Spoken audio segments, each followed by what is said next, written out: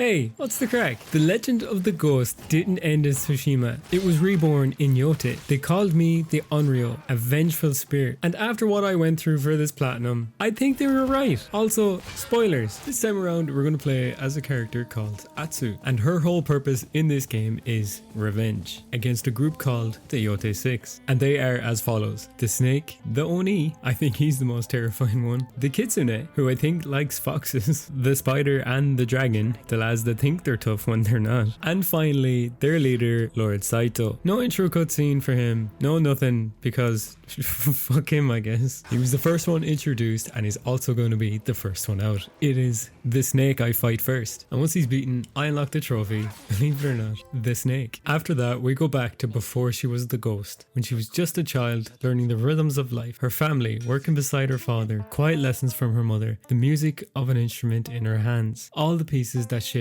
why she fights today. It's back to the present now and time for Atsu to choose the only family she has left. Her horse. And of course, I'm keeping the one I borrowed from the snake. I give him a new name and then the trophy naming a friend unlocks. Some old things are back in this game, like chopping bamboo. And there are new things, like training. For the new weapons you use throughout this game, there's no longer stances, like in the last one. And something else that's new is also interrogations. And they also shit out coins. And with the information and the new weapons, it was time to take on Lord Saito. And I was doing quite well until he decided to run away. I think I got hit so hard in that fight I completely forgot what I was doing. So I just started messing around in photo mode. Somehow that's how I ended up with the trophy Memento. Not for a fight, not for a quest, just pure randomness. I got even more distracted and ended up following a wolf. Apparently it needed my help to free its friends. Fast forward a bit and we're full on standoff with the bad lads. Somehow between me and the wolf we take them out and that's where I gained the trophy 2 for 1. After all that chaos, I figured it was time to unwind. Nothing like a quiet night by the fire, I pick up the chemise, strum a few notes, and somehow that earns me the trophy Fireside Performance. Sometime later, someone from a distance calls out to me, and for some reason I get teleported right next to them. 1 second I'm relaxing, and the next I'm teleported right to him so he can talk to me. Was it game logic, or did I meet God? And then it was time to move on to the kitsune. And what better way to find out where the kitsune is than introducing myself to a couple of people?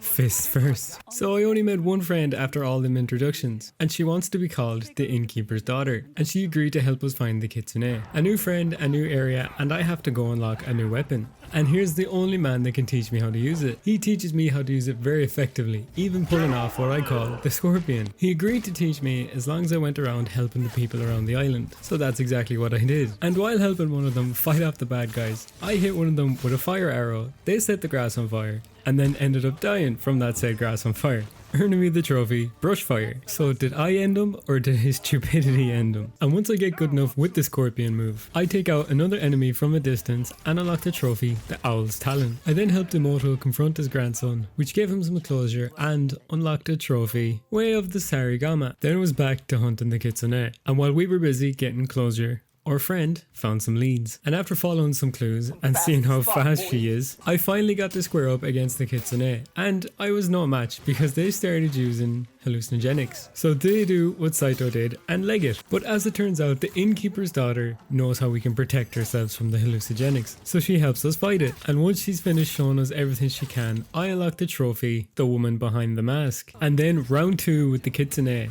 And not only do I know how to deal with the hallucinogenics, I also brought backup. And before I knew it, the kitsune was defeated and I unlocked the trophy, the kitsune. Are you counting how many times I'm saying kitsune? And then I was on to the scariest one in the Yote 6. In my opinion, the Oni. While on my way to take out the Oni, I come across another friend and a samurai, and his name is Jubei. He's also gonna help us take out the Oni. We form a bond with him really quick and unlock the trophy Twin Wolves. I then conduct a sharp investigation to find out where the Oni could be, and it turned out to be my 10th interrogation.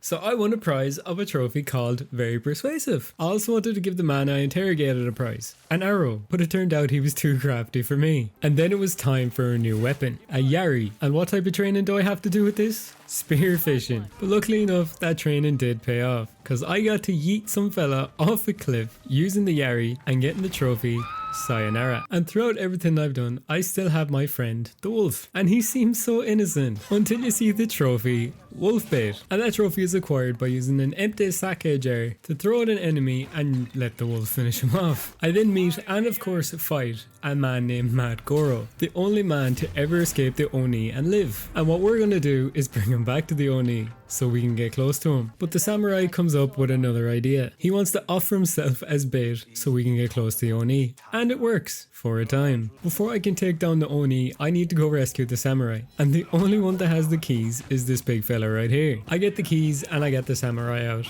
And everything falls to shit. Couldn't take out the Oni, so both of us just decide to hightail it out of there. But I wasn't done trying to get to the Oni just yet. Mad Goro comes in clutch again and tells us of another way in. Once in, it was time to fight the Oni. And my god, does this guy not go down easy. But he's still no match for me. So once he's defeated, I unlock the Oni. And now it's time for the 2-for-1 of the Yotei 6. The spider and the dragon. And with a new member of the Yotei 6, it's also time for a new weapon. And that weapon is an Odachi, which is just a giant sword. And that was my last melee weapon to get, which means I unlocked the trophy Tools of a Warrior. And with all the tools, it was time to take the fight to the spider and the dragon. Me, Jubei, and the innkeeper's daughter. I then get a new melee weapon, a rifle. And along with picking that up, I pick up my 10th sake jar, unlocking the trophy Sake Fight. I then found out where the dragon was hiding. Made my way towards him, tried to fight him, and he ran like a bitch. This gang should have been called the Yote Bitches, not the Yotei 6. But just because he's gone doesn't mean we can't go after the spider. So we sneak around and make our way towards him. And we see that the spider is throwing a party that we weren't invited to, so we're going to crash it by using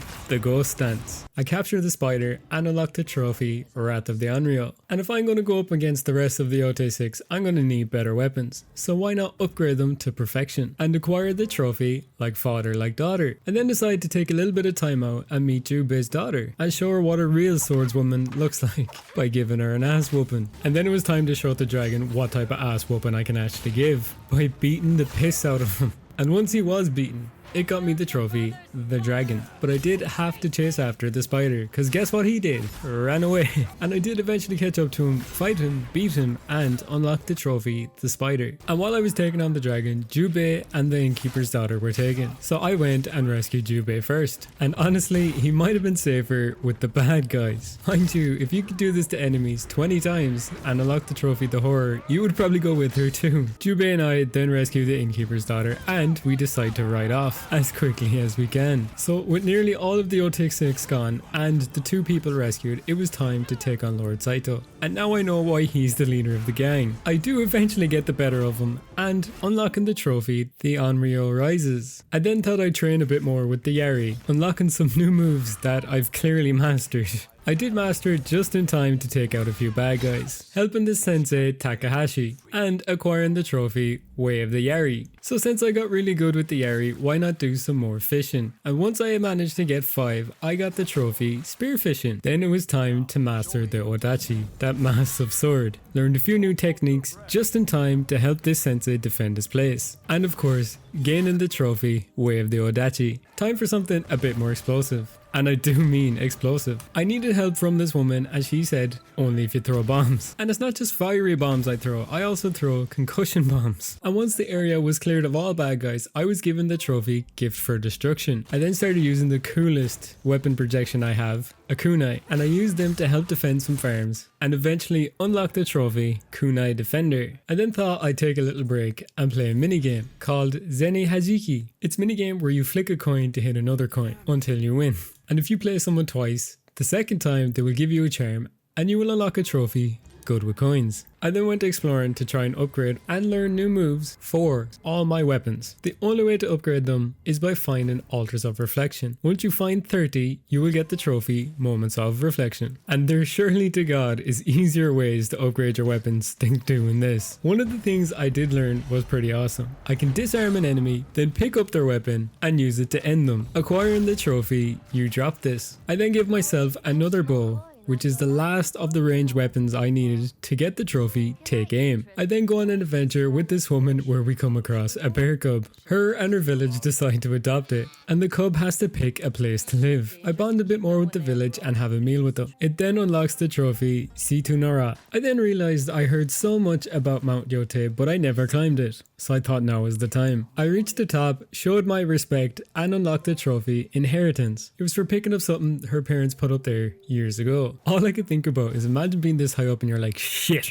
I forgot my sword. Now there was another reason I did climb Mount Yote. It was to fight this man, and I was so underprepared, it was unreal. So I went off to do a few things, like get my health up at the local springs. Then went on to get more spirit by cutting the bamboos, even though I think God was pissed at me for this one. Maybe it was for that bad joke earlier. I did eventually have a fan club on some of them though, so that was pretty cool. And then I climbed to the top of shrines, which is where I unlocked body, mind, and spirit. And I also got to unlock this really cool golden mask. I think it's from something, but I'm not sure. I still didn't think I was ready for your man, so I went down and hunted down the lads, taking over villages. And once I cleared out all the camps of the bad guys, I got the trophy for the living. And then I felt I was ready to take on the guy again. And while in the middle of battling him, I got the trophy Charming, which is what you wear if you subscribe. But how I unlocked it is by upgrading the charm 10 times. And as it turns out, I was right. I did take him on and I beat him, unlocking another trophy Unrivaled. It was then time for something a bit easier, like going to all the fox shrines. And while doing this, I spotted a pretty unique looking fox, so I followed him. He led me to a pretty interesting place to explore, and I also ended up getting in a fight. The reason for this fight was because I wanted a sword that he took. So once I beat him, I got the sword and a trophy from one ghost to another. I then thought it was time to flex something other than my fighting skills, like my brain, for solving these puzzles. And once I had them all done, I unlocked the trophy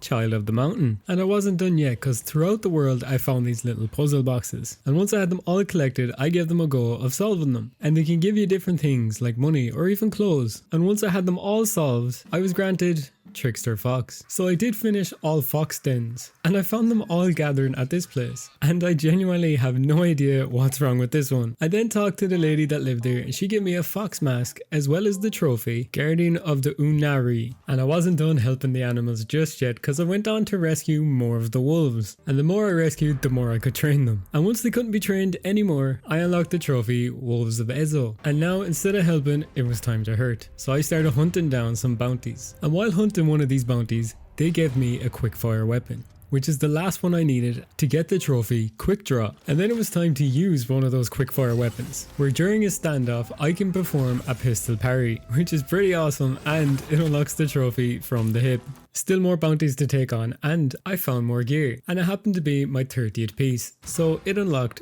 Purely Decorative. And it's not just sword covers I picked up, I also picked up different types of armor while collecting these bounties. And once I had them all, it gave me the trophy For All Occasions. There was a lot of bounties I hunted down in this game, but none of them made me laugh as hard as this guy's mask. Imagine being killed by this guy wearing this mask. But I eventually finished hunting them all down and acquired Master Bounty Hunter. Although I did never find this bounty. I've no idea where they are. Did you find this bounty? Let me know. It was then time to take it easy a little bit, like playing a few songs on my Shamushin, and of course learn some songs to play on it. And once I had them all learned, it gave me the trophy Like Mother Like Daughter. Then I went exploring Ezo a bit more, and I found these special places where you bow, and once you bow it shows some cool stuff. Do it 10 times and you will get the trophy Speaking with the Land. And now it's time to reveal some more skills that Atsu has, like drawing. Once I completed all these drawings across Ezo, I got the trophy An Artist's Eye. And still not done showing off her skills just yet. We're going to play another minigame called Kui Chinook. This minigame just requires you to show off your archery skills, shooting what I think are hula hoops. And if you hit all targets without missing a single one, you will not only show off how great you are, but you will also be granted